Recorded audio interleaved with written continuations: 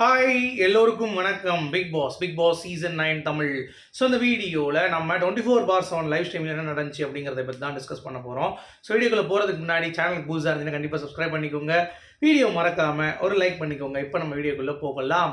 So big Boss season 9ல் இன்றைக்கி வந்து 3 நிகழ்வுகள் நடந்துச்சு. அப்புறம் ஒரு ஹாட் ஸ்டாரில் ப்ரொமோ அதை பற்றி பேச போகிறோம். ஓகேங்களா? ஸோ என்ன நடந்துச்சுன்னு பார்த்தீங்கன்னா, பார்வதி காலிலே கண்டென்ட் கொடுக்க ஆரம்பிச்சிட்டாங்க. ஏன்னா டல்லாக இருக்குது அப்படிங்கிறது அவங்களுக்கு வந்து ஜென்ரலைஸ் பண்ண முடியுது. அது ஒரு கண்டென்ட் எஃப்ஜே கூட. அது என்ன, அடுத்து நம்ம சாண்ட்ரா வழக்கம் போல் ஒரு கண்டென்ட்டு கேமரா முன்னாடி நின்றுட்டு எனக்கு ஒரு ஆசை இருக்குது நிறைவேறுமா அப்படின்ற மாதிரி ஒரு விஷயம். அடுத்து நம்ம கனி ஒய் கஷ்டமாக இருக்குது எனக்கு அப்படின்ற மாதிரி வந்து பார்த்திங்கன்னா ஒரே feelings. So feelings of India Kani அப்படிங்கிறத நம்ம சொல்லிக்கலாம். ஸோ இந்த மாதிரி 3 நிகழ்வுகள் முக்கியமானது நடந்தது அப்படிங்கிறது தான். சரி, ஒன்று ஒன்றா நம்ம பார்க்கலாமா? ஸோ வீடியோக்குள்ளே போகிறதுக்கு முன்னாடி வழக்கம் போல் சப்ஸ்கிரைபு லைக் மறந்துடாதீங்க. இப்போ போகலாம். ஸோ எஃப்ஜே வந்து பார்த்தீங்கன்னா ஒரு மெனு கொடுத்து சமைச்சு கொடுத்துக்குறாங்க கரெக்டாக அரோரா எல்லாருமே. இன்றைக்கி வந்து பார்த்தீங்கன்னா ஒரு உப்புமா மாதிரி செஞ்சாங்க காலையில். ஆனால் காய்கறி நிறையா இருக்குது, யூட்டிலைஸ் பண்ண மாட்டீங்க அப்படின்ற மாதிரி பார்வதி அவர்கள் குற்றச்சாட்டு வைக்கிறாங்க. உடனே எஃப்ஜே வந்து பார்த்தீங்கன்னா அதெல்லாம் நான் பண்ண முடியாது, என்ன பண்ணுவேன்னு சொன்னதுக்கு இப்படிலாம் பேசாத அப்படின்னு சொல்லிட்டு அமித் உள்ளே வராரு. அமித் உள்ளே வந்தவுடனே எல்லாம் ஃபன்னாக தான் போகுது. இந்த மாதிரி ஏன் இப்படி பண்ணுற, உன்னை பற்றி தெரியாதா, நீ தான் கரெக்டாக பேசிடுவிய, இப்போ நீ மட்டும் என்ன கார்டன் ஏரியா வெளியே மழை பெஞ்சிட்டு இருக்கு, நீ போய் கழுவுன்ட்டாங்க, நான் எதுக்கிட்ட அங்கே போய் கழுவணும் அப்படின்ற மாதிரி நம்ம பார்வதி கேட்க, கழுவி தான் ஆகணும், என்ன நீ அப்போ எங்களை மட்டும் சொல்கிற இது பண்ணு அது பண்ணுன்னு. நீங்கள் ஆட்கள் வந்து 6 பேர் இருக்கீங்களா, நாங்கள் 2 பேர் இவ்வளோ பெரிய ஏரியா நாங்கள் கவர் பண்ணுறோம், உங்களுக்கு என்ன புரியுதான்றாங்க. எங்களுக்கு 6 பேர் இருந்தாலும் 2 பேராக தான் பண்ணுறோம், ஒரு ஷிஃப்ட் பண்ணுறோம், 16 பேருக்கு பண்ணுறோம், ப்ளஸ் இந்த சுத்தம் பண்ணுறதெல்லாம் பண்ணுறோம். இந்த மாதிரி இவ்வளோ விஷயம் பண்ணியும் எங்களால் முடிஞ்சது உங்களுக்கு போடணுங்கிறதுக்காக பண்ணுறோம். நீங்கள் திருப்பி வந்து இந்த பொரியல் யூஸ் பண்ணல இது பண்ணல அப்படி மாதிரி நீங்கள் சொல்லும் பொழுது அது என்னால் இஷ்டத்துக்கு பண்ண முடியாது, நீ எதுக்கு ரெஜிஸ்டர் பண்ணுற அப்படின்ற மாதிரி பார்வதி கேட்க, நான் கண்டிப்பாக என் கேமரா ஆடுறேன்டா, எனக்கு அது உரிமை இருக்குது கேட்குறதுக்கு, யார் என்ன சமைக்கணும் எனக்கு கிச்சன் டீமில் வந்திருக்கு, அதனால் அதற்கு எனக்கு அத்தரைசேஷன் இருக்குது அப்படின்னு சொன்னோடனே விஜயாவில் பேச முடியல. அப்போ ஓகே, அப்போ உங்களுக்கு அப்படி இருக்கு கேட்கணுன்னா நானும் கேட்பேன், நீ வெளியே போய் க்ளீன் பண்ணி இப்போ எதுக்கு க்ளீன் பண்ண மாட்டேன், வீடை க்ளீனாக வச்சுக்கணும் தானே உன்னோட இது, அப்போ அதை நீ பண்ணு, நாங்கள் இதை பண்ணிக்கிறோம் அப்படின்ற மாதிரி சொல்கிறான். ஸோ இது வந்து கொஞ்சம் ஃபன்னாக போயிட்டு இருக்கு. ஆனாலும் பார்வதி வந்து அப்படின்ற மாதிரி வந்து பார்த்தீங்கன்னா அடித்து தூக்குற மாதிரி சைகையெல்லாம் பண்ணிவிட்டு நீ வெளியே போறியா நான் வெளியே போறியா அப்படின்ற மாதிரி பார்க்குறோம். நீ தான் வெளியே போகிற அப்படின்றான் விஜய். நீ இந்த வாரம் வெளியே போயிடல, அதுக்கடுத்து நான் வரேன் போக முடியாது அப்படின்ற மாதிரி சொல்கிறாங்க.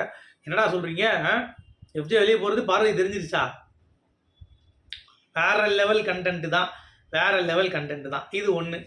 அடுத்து வந்து பார்த்தீங்கன்னா இது வந்து ஒரு கண்டென்ட்டே இல்லை ஆக்சுவலாக. சாண்ட்ரா திருப்பியும் கேமரா நின்றுட்டு பிள்ளைங்களாம் நல்லா கட் பண்ணி நல்லா ட்ரெஸ் பண்ணிட்டு கூட்டு வா, நீயும் வந்து நல்லா ட்ரிம் பண்ணிட்டு வா, உன்னை பார்க்கணும் ஆசையாக இருக்குது, நான் இங்கே வந்து நிறைய கிஃப்ட் வச்சுருக்கேன் பிள்ளைங்களுக்கு, நான் வாங்கி கொடுத்த ட்ரெஸ் வெளியே இருக்கும்ல அதை போட்டு வந்துடு அப்படின்ட்டு பயங்கரமாக சொல்லிட்டு இருக்காங்க நம்ம சாண்ட்ரா கேமரா பார்த்துட்டு.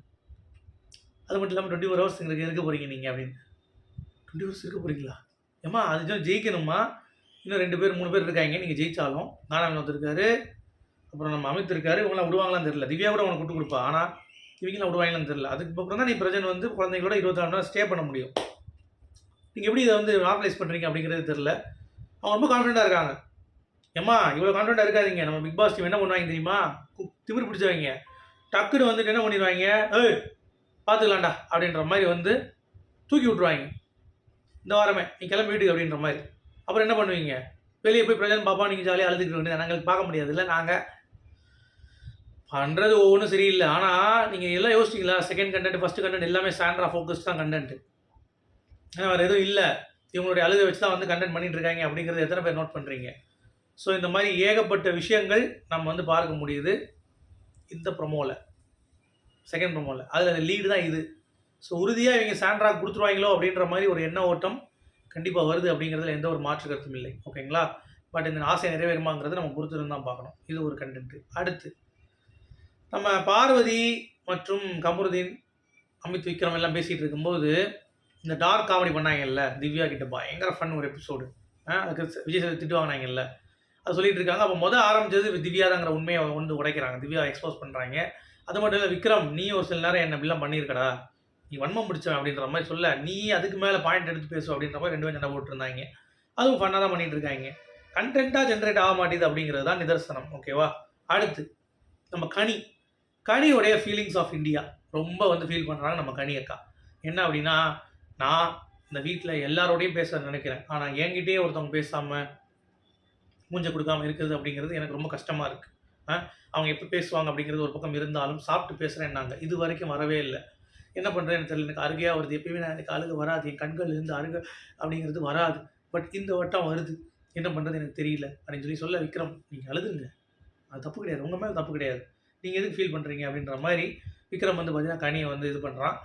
அப்போ சொல்கிறாங்க, இல்லை சாண்ட்ரா பண்ணுறது பேசவே மாட்றாங்கப்பா, எனக்கு ஒரு மாதிரி இருக்குது, எல்லோரும் ஒரு கட்டத்துக்கு மேலே பேசிடுவாங்க என்கிட்ட, இவங்க ரொம்ப பண்ணுறாங்க, எனக்கு ரொம்ப மாதிரி இருக்குது எனக்கு அப்படின்ற மாதிரி சொல்லும்போது நமக்கே பார்த்தீங்கன்னா கண் கலங்கி விட்டது அப்படிங்கிறதுல எந்த ஒரு மாற்று கருத்தும் இல்லை. ஓகே, உங்களுக்கு கண்ணு கலங்கிச்சாங்க, எனக்கு கண்ணு கலங்கிச்சிங்க அப்படின்ற மாதிரி கண்டிப்பாக சொல்லலாம். ஏன்னா அந்தளவுக்கு கனி மனதை தைத்து விட்டார்கள் அப்படிங்கிற மாதிரி தான் கண்டிப்பாக சொல்லணும். சரி, அடுத்து ஹாட் ஸ்டார் ப்ரமோ, அது என்ன ரிலீஸ் ஆகிருக்கு அப்படிங்கிறத பற்றி கண்டிப்பாக டிஸ்கஸ் பண்ண போகிறோம். ஸோ என்னை பொறுத்த வரைக்கும் ஹாட் ஸ்டார் ப்ரமோ அப்படிங்கிறது பட்டைய கலப்புற ப்ரமோவா அப்படிங்கிறது தெரியல. ஓகே, அதுதான் இப்போ போக போகிறேன், வெயிட் பண்ணுங்கள், டக்குன்னு முடிச்சிடுவோம். ஹாட் ஸ்டார் தமிழுக்கான unseen promo. Okay, come on guys, என்னடா ப்ரமோ காணும் வந்துச்சா இல்லையா, இவங்க வேறு ப்ரமோ இஷ்டத்துக்கு போட்டு விட்றானுங்க அப்படிங்கிறது தான். முடிஞ்சு அழுவ ஆரம்பிச்சிட்டாங்க.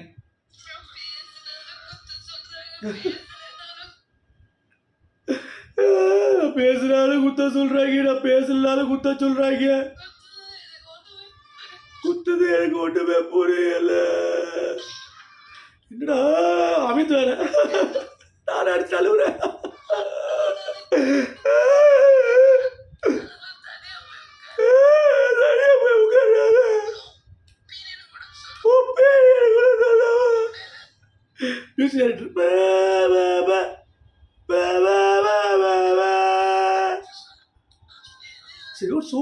ஓகே சாண்ட்ரா,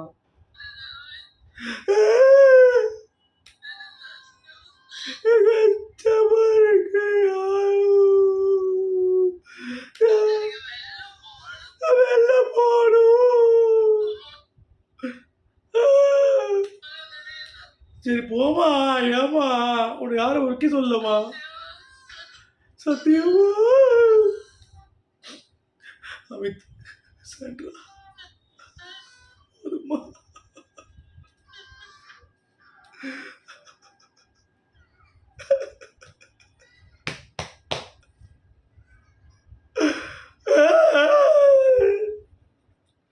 இந்த பிக் பாஸ் பார்த்ததுக்கு மக்களுக்கு என்ன செய்ய முடியுமோ அதை செஞ்சிட்டீங்களா, நல்லா இருக்கடா. சரி, இது ஒரு ப்ரமோ, இதுக்கு ஒரு இது மூஞ்சி முகரையும் பார் அப்படின்ற மாதிரி இருக்கு.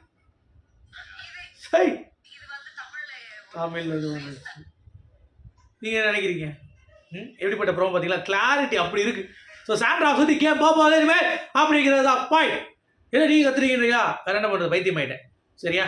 ஸோ உங்களுடைய கருத்துக்கள் என்ன அப்படிங்கிறத மறக்காம மீண்டும் குட் பை.